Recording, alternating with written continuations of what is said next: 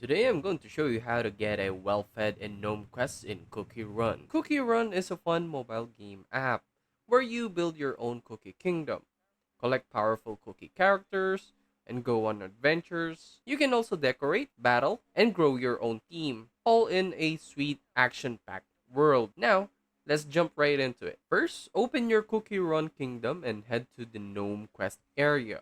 The well-fed status is part of your gnome's energy. It helps them work faster, complete crafting tasks more efficiently. Then, you need to keep your gnomes happy by giving them enough food. Go to your workshop and check if your gnomes are running low on energy. You'll see their status change if they're tired or hungry. Next, to get them well fed, make sure you feed them regularly using the available food items on your storage. You can earn or craft these items through daily missions, events, or kingdom production building. After feeding them, give your gnomes a short break. This allows their well-fed status to activate. You'll notice a small icon or message showing they're energized and ready to work again. And that's it.